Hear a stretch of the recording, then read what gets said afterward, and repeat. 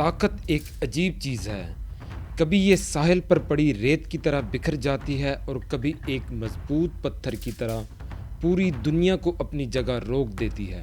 انسان نے ہمیشہ یہ جاننے کی کوشش کی ہے کون سا ملک وہ مرکز ہے جہاں سے فیصلے نکلتے ہیں، جنگیں شروع ہوتی ہیں، امن بنتا ہے اور معیشتیں ڈوبتی یا ابھرتی ہیں. طاقت آج صرف توپوں اور ٹینکوں میں نہیں رہ گئی. طاقت اب ڈیٹا میں ہے، کرنسی میں ہے، ٹیکنالوجی میں ہے، کہانیوں میں ہے اور سب سے بڑھ کر اس صلاحیت میں ہے کہ پوری دنیا کو ایک مخصوص سمت میں سوچنے پر مجبور کر دیا جائے. اسی لیے آج کا سب سے بڑا سوال یہ نہیں کہ طاقت کس کے پاس ہے، بلکہ یہ ہے طاقت کو کس نے ڈیفائن کیا ہے. آپ دیکھ رہے ہیں ڈیجیٹل ڈائریز 2.0 اور مجھے کہتے ہیں عثمان رانا. اس ویڈیو میں ہم دیکھیں گے کہ دنیا میں سب سے طاقتور ملک کون ہے اور اس کی طاقت کے پیچھے اصل کیا حقائق ہیں. دنیا میں کسی ملک کی طاقت کو ناپنا اتنا آسان بھی نہیں جتنا ہم سمجھتے ہیں. کچھ لوگ کہتے ہیں فوج ہی طاقت ہے، کچھ کہتے ہیں معیشت ہی سب سے اوپر ہے، کچھ کہتے ہیں ٹیکنالوجی اصل بادشاہ ہے، مگر حقیقت اس سے کہیں زیادہ پیچیدہ ہے. طاقت ایک لیئرڈ سسٹم ہے اور ہر لیئر ایک ملک کی حیثیت کو نئے زاویے سے بدل دیتی ہے. ایک طرف وہ ممالک ہیں جن کے پاس دنیا کی سب سے بڑی فوج ہے، جن کے جنگی جہاز سمندروں میں گشت کرتے ہیں، جن کے میزائل ہزاروں میل دور اپنے ہدف تک پہنچ سکتے ہیں. لیکن اگر فوج ہی سب کچھ ہوتی تو ہر طاقتور فوج رکھنے والا ملک سپر پاور ہوتا ہے، جبکہ حقیقت یہ نہیں. پھر دوسری طرف معیشت ہے جہاں فیصلے جنگ کے میدانوں میں نہیں بلکہ مالیاتی اداروں کے بورڈ رومز میں ہوتے ہیں. جس ملک کی کرنسی دنیا کے تجارت کو چلائے وہ ملک ہاتھ سے بغیر کچھ کیے دنیا کو اپنی سمت موڑ سکتا ہے. لیکن اگر معیشت ہی سب کچھ ہوتی تو جاپان اور جرمنی کب کے دنیا کے حکمران بن چکے ہوتے. پھر آتی ہے ٹیکنالوجی کی طاقت، جس نے گولہ بارود کی جگہ الگوریدم دے دیے اور سرحدوں کی جگہ ڈیٹا فلوز نے لے لی. آج وہ ملک طاقتور ہے جس کے پاس وہ ٹیکنالوجی ہے جو دنیا کے مستقبل کا فیصلہ کرے، چاہے وہ AI ہو، اسپیس پروگرامز ہوں یا ایڈوانسڈ چپس. اور پھر سافٹ پاور ہے، وہ خاموش مگر زبردست قوت ہے جو دلوں اور ذہنوں پر اثر ڈالتی ہے. جس ملک کی یونیورسٹی سسٹم کو پوری دنیا مانے، جس کی فلمیں آپ کے کمرے میں بیٹھ کر آپ کے خیالات بدل دیں، جس کا کلچر سرحدیں توڑ کر دنیا کے اندر گھس جائے، وہ ملک ہتھیار چلائے بغیر بھی جیت جاتا ہے. یہ سب مل کر طاقت بنتے ہیں اور جب ہم ان تمام لیئرز کو اکٹھا کرتے ہیں تو ہمیں معلوم ہوتا ہے کہ اصل طاقت نہ صرف ہتھیاروں میں چھپی ہے، نہ صرف پیسے میں، نہ صرف ٹیکنالوجی میں، بلکہ اس پورے نظام میں ہے جسے کوئی ملک اپنے ارد گرد تعمیر کر لیتا ہے. وہ نظام جو دشمن کو روک دے اور اتحادیوں کو جکڑ کر رکھے، وہ نظام جو دنیا کے فیصلے بدل دے. طاقت کو ناپنے کی جب پہلی کسوٹی رکھی جاتی ہے تو دنیا سب سے پہلے فوج کو دیکھتی ہے، کیونکہ تاریخ میں وہی قومیں زندہ رہی جو اپنے دفاع میں مضبوط تھی اور وہی قومیں اثر رکھتی ہیں جن کے ہتھیار دوسروں کو سوچنے پر مجبور کرتے ہیں. فوجی طاقت کسی ملک کو دو بڑے فائدے دیتی ہے: اپنی سرزمین کا تحفظ اور دوسروں پر دباؤ، یعنی ڈیٹرنس اور ڈومیننس. اور یہی دونوں صلاحیتیں عالمی سیاست کا رخ موڑنے میں بنیادی کردار ادا کرتی ہیں. اگر ہم حقائق پر نظر ڈالیں تو دنیا کی سب سے بڑی ملٹری سپر پاور امریکہ ہے. صرف اس کا دفاعی بجٹ ہی تقریباً $900 ارب کے قریب ہے، جو اگلے چند بڑے ممالک کے بجٹ کو ملا کر بھی اس سطح تک نہیں پہنچتا. امریکہ کے دنیا کے کم از کم 70 ممالک میں 750 کے قریب فوجی اڈے موجود ہیں، اور یہی وہ عالمی فٹ پرنٹ ہے جو امریکہ کو صرف ایک ملک نہیں بلکہ ایک نظام بناتا ہے. اس کے پاس 11 ایئر کرافٹ کیریئرز ہیں اور دلچسپ بات یہ ہے کہ دنیا کے باقی تمام ممالک ملا کر بھی اس تعداد کو نہیں چھو پاتے. یہ وہ طاقت ہے جو دنیا کو کھلے انداز میں دکھائی بھی دیتی ہے اور خاموشی سے فیصلوں کو بدلتی بھی ہے. ادھر چائنا نے فوجی طاقت کو ایک نئے انداز میں بڑھایا. چائنا کے پاس دنیا کی سب سے بڑی ایکٹیو سٹینڈنگ آرمی ہے جو تقریباً 20 لاکھ سے زائد فوجیوں پر مشتمل ہے. چائنا ہر سال اپنی نیوی میں 12 سے زائد بڑے جنگی بحری جہاز شامل کر رہا ہے. یہ رفتار دنیا میں کسی اور ملک کے پاس نہیں. اس کے دفاعی بجٹ میں تیزی سے اضافہ ہو رہا ہے اور وہ اینٹی شپ سسٹمز، ہائپرسونک میزائلز اور اسپیس بیسڈ مانیٹرنگ جیسے میدانوں میں برق رفتاری سے آگے بڑھ رہا ہے۔ چائنا جانتا ہے اگر کسی عالمی مقابلے میں امریکہ کے برابر کھڑا ہونا ہے تو فوج صرف ایک ادارہ نہیں، ایک طاقتور عالمی سگنل ہونی چاہیے۔ رشیا کا معاملہ مختلف ہے۔ رشیا کے پاس دنیا کا سب سے بڑا نیوکلیئر ارسنل ہے، تقریباً 5970 وار ہیڈز۔ یہ وہ طاقت ہے جس نے رشیا کو ہمیشہ ایک اسٹریٹجک خطرہ بنائے رکھا، چاہے اس کی معیشت کمزور ہے یا ٹیکنالوجی سست، مگر نیوکلیئر صلاحیت اسے عالمی شطرنج کی میز پر اہم کھلاڑی بناتی رہی ہے۔ رشیا جانتا ہے کہ کبھی کبھی طاقت تعداد میں نہیں بلکہ خوف میں چھپی ہوتی ہے، اور رشیا کا خوف دنیا بھول نہیں پاتی۔ لیکن یہ بھی ایک سچ ہے کہ فوجی طاقت اب صرف زمین، سمندر اور فضا کی جنگ نہیں رہی۔ جدید جنگ اب انفارمیشن میں لڑی جاتی ہے، سائبر نیٹ ورک میں لڑی جاتی ہے اور اسپیس میں لڑی جاتی ہے۔ آج وہ ملک اصل طاقت رکھتا ہے جو اپنے دشمن کو میدان میں آنے سے پہلے ڈیجیٹل سطح پر روک دے، جو ریڈار کے بجائے سیٹلائٹ سے دنیا کی نگرانی کرے، جو ٹینک کے بجائے الگوریدم سے جنگ جیت لے۔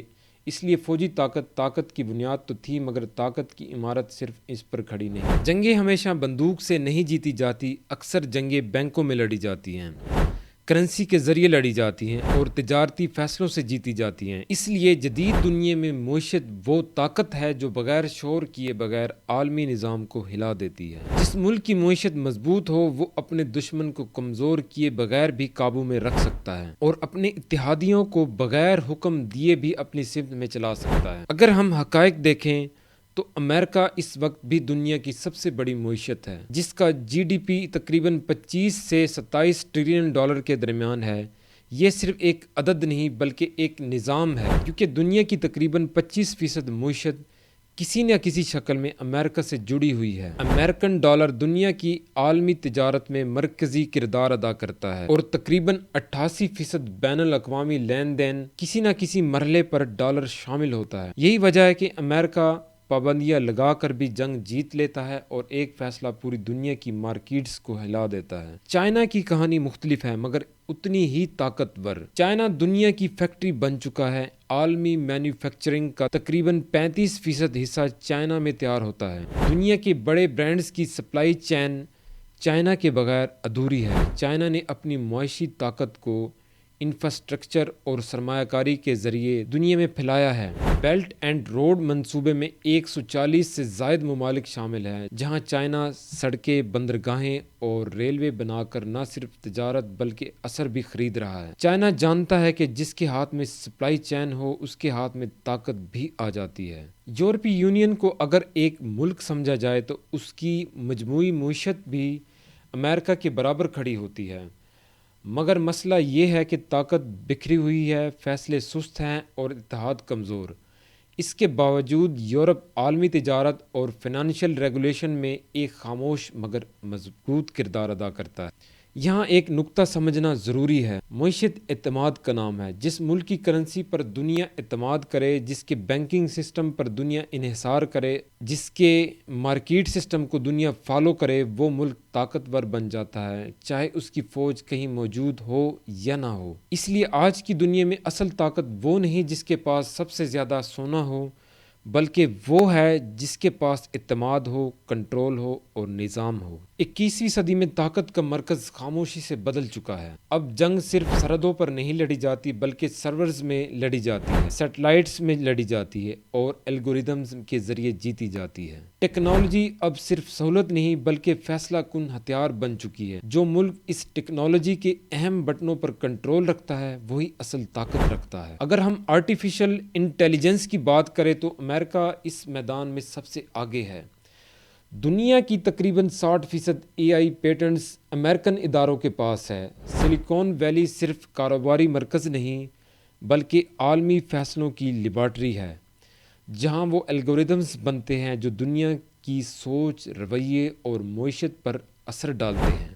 دوسری طرف چائنا کے پاس دنیا کا سب سے بڑا ڈیٹا پول ہے، سرویلنس سسٹم ہے اور پاپولیشن سکیل ڈیٹا چائنا کو ایسی AI طاقت دیتا ہے جو کوانٹٹی میں امریکہ سے کہیں آگے، جبکہ یورپ AI بنانے سے زیادہ AI کو قابو میں رکھنے پر کام کر رہا ہے، ایتھکس لا بنا کر اور ریگولیشنز کے ذریعے۔ روس روایتی ٹیکنالوجی میں اور انفارمیشن وارفیئر میں پیچھے ہو سکتا ہے مگر سائبر آپریشنز میں اسے ٹاپ ٹائر مانا جاتا ہے۔ سائبر انٹرفیرنس، انفراسٹرکچر ہیکنگ اور سائیکولوجیکل آپریشنز روس کو ایک ایسا کھلاڑی بناتے ہیں جو میدان میں کمزور مگر ذہنوں میں خطرناک ہے۔ یہاں طاقت تباہ کرنے کی نہیں بلکہ کنفیوز کرنے کی ہوتی ہے۔ اسپیس اب صرف سائنس کا موضوع نہیں رہا بلکہ طاقت کا ایکٹیو نیا محاذ بن چکا ہے۔ امریکہ کے پاس سب سے زیادہ سیٹلائٹس ہیں۔ چائنا اینٹی سیٹلائٹس ویپنز پر کام کر رہا ہے کہ نظر آسمان پر مضبوط ہے، اس کا کنٹرول زمین پر مضبوط ہو جاتا ہے۔ طاقت ہمیشہ بندوق سے نہیں آتی، اکثر طاقت کہانی سے آتی ہے، اس خیال سے آتی ہے جسے لوگ ماننے لگتے ہیں، اور اس نظام سے آتی ہے جسے دنیا فالو کرنا شروع کر دے۔ سافٹ پاورز وہ خاموش قوت ہے بغیر حکم دیے ذہنوں کو بدل دیتی ہے اور بغیر جنگ کیے عالمی سمت متعین کر دیتی ہے۔ امریکہ اس میدان میں بھی سب سے مضبوط ہے۔ ہالی ووڈ کی فلمیں امریکن طرز زندگی کو خواب بنا کر دنیا کے ہر کمرے تک پہنچا دیتی ہیں۔ ڈزنی، نیٹ فلکس اور بڑے میڈیا نیٹ ورکس صرف تفریح نہیں بیچتے بلکہ بیانیہ بیچتے ہیں۔ امریکن یونیورسٹیز دنیا کی بہترین تعلیمی اداروں میں شمار ہوتی ہے، جہاں سے نکلنے والے اسٹوڈنٹس واپس جا کر امریکن نظام کے غیر رسمی سفیر بن جاتے ہیں۔ یہی وہ طاقت ہے جو امریکہ کو صرف سپر پاور نہیں بلکہ کلچرل ریفرنس بنا دیتی ہے۔ چائنا نے سافٹ پاور کو ایک مختلف انداز میں اپنایا ہے۔ وہ کہانی کے بجائے انفراسٹرکچر کے ذریعے اثر ڈالتا ہے۔ بیلٹ اینڈ روڈ منصوبہ سڑکوں، بندرگاہوں اور قرضوں کے ذریعے یہ ممالک کو چین کے ساتھ جوڑ دیتا ہے۔ چینی میڈیا نیٹ ورکس اور ڈیجیٹل پلیٹ فارم تیزی سے پھیل رہے ہیں اور ٹک ٹاک جیسا پلیٹ فارم دنیا کے نوجوانوں کی توجہ کا مرکز بن چکا ہے۔ چین یہ سمجھ چکا ہے اگر دل نہ جیتے جا سکے تو عادتیں ضرور بنائی جا سکتی ہیں۔ رشیا سافٹ پاور کو زیادہ اگریسو انداز میں استعمال کرتا ہے۔ آرٹی جیسے media networks, information campaign اور نیریٹو وارفیئر روس کو عالمی مباحثے میں موجود رکھتے ہیں، چاہے اس کی معیشت یا ٹیکنالوجی پیچھے ہی کیوں نہ ہو۔ روس جانتا ہے اگر سرچ پر کنٹرول نہ ہو تو کم از کم کنفیوژن پر کنٹرول ہونا چاہیے۔ یورپ کی طاقت اس کی ویلیوز میں ہے۔ ہیومن رائٹس، ڈپلومیسی اور انٹرنیشنل لا ڈیجیٹل غلبے سے زیادہ اخلاقی برتری کے ذریعے اثر ڈالتا ہے۔ یہی وجہ ہے کہ دنیا کے کئی قوانین اور عالمی اصول یورپی سوچ سے متاثر نظر آتے ہیں۔ یہاں ایک بنیادی حقیقت سامنے آتی ہے، سافٹ پاور وہ طاقت ہے جو لوگوں کو مجبور نہیں کرتی بلکہ قائل کرتی ہے، اور جس ملک کی کہانی قابل قبول ہو وہی ملک طویل عرصے تک اثر رکھتا ہے، کیونکہ بندوق خاموش ہو سکتی ہے مگر ذہنوں میں بیٹھا خیال دیر تک زندہ رہتا ہے۔ اب تک ہم نے طاقت کے تمام بڑے ستون دیکھ لیے ہیں، فوج، معیشت، ٹیکنالوجی اور سافٹ پاور۔ سوال یہ ہے کہ جب ان سب کو ایک ساتھ رکھا جائے تو دنیا میں سب سے طاقتور ملک کون سا بنتا ہے؟ روایتی عالمی پیمانوں پر اگر غیر جذباتی تجزیہ کیا جائے تو جواب اب بھی امریکہ کی طرف جاتا ہے۔ امریکہ کی طاقت کا سب سے بڑا راز اس کا توازن ہے۔ امریکہ واحد ملک ہے جس کے پاس عالمی فوج بھی موجود ہے، سب سے بڑی معیشت بھی ہے، جدید ترین ٹیکنالوجی بھی ہے اور سب سے زیادہ اثر رکھنے والی سافٹ پاور بھی۔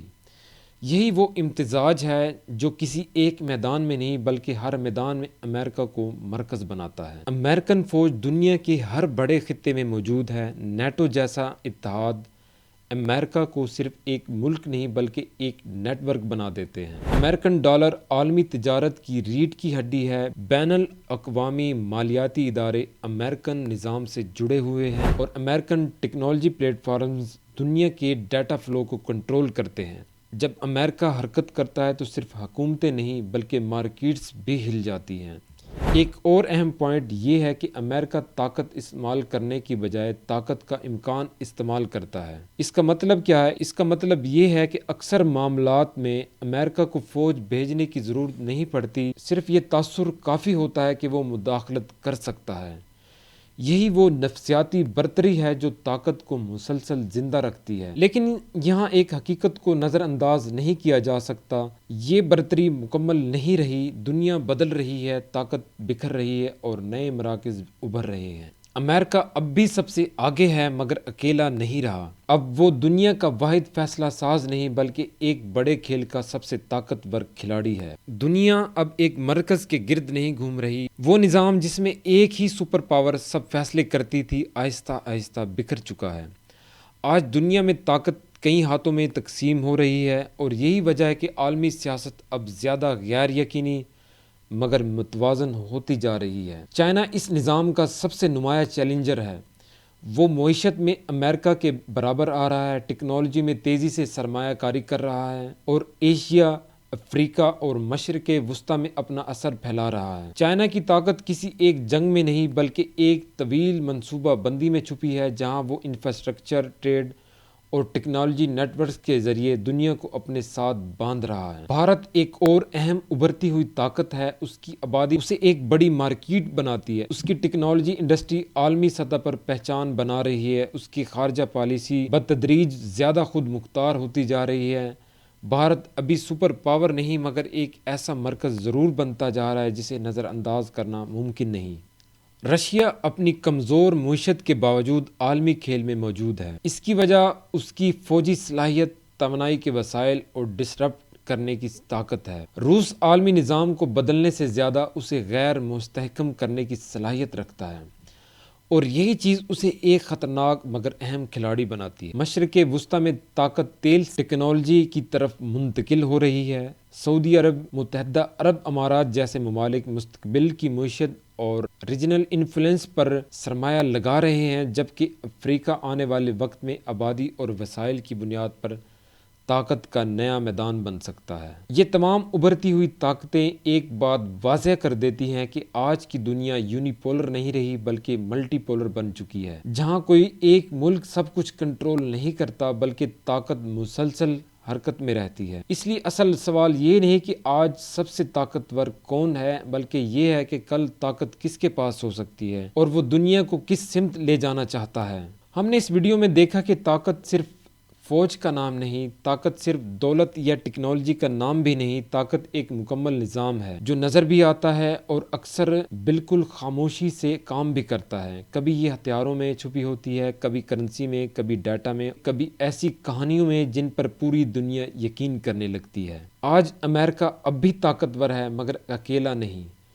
چائنا ابھر رہا ہے، دنیا بکھر رہی ہے اور نئے مراکز جنم لے رہے ہیں۔ طاقت اب کسی ایک دارالحکومت میں قید نہیں رہی، وہ مسلسل حرکت میں ہے، اور یہی حرکت اسے خطرناک بھی بناتی ہے اور دلچسپ بھی۔ اصل سوال یہ نہیں کہ دنیا میں سب سے طاقتور ملک کون ہے، اصل سوال یہ ہے کہ طاقت کو استعمال کون کر رہا ہے اور کس مقصد کے لیے، کیونکہ تاریخ گواہ ہے طاقت ہمیشہ رہتی نہیں مگر اس کے فیصلے نسلوں تک زندہ رہتے ہیں۔ اگلی بار جب آپ نیوز دیکھیں، عالمی تنازعات سنیں یا کسی ملک کے عروج و زوال پر غور کریں تو صرف یہ مت پوچھئے کہ کون جیت رہا ہے، یہ بھی سوچیں کہ کھیل کے اصول کس نے بنائے ہیں، کیونکہ طاقت وہ نہیں جو شور مچائے، طاقت وہ ہے جو دنیا کو خاموشی سے اپنی سمت میں موڑ دے۔ اگر آپ کو یہ تجزیہ پسند آیا ہو تو اسے دوسروں تک پہنچائیں، اور ایسے ہی گہرے موضوعات کے لیے ڈیجیٹل ڈائریز 2.0 کے ساتھ جڑے رہیں۔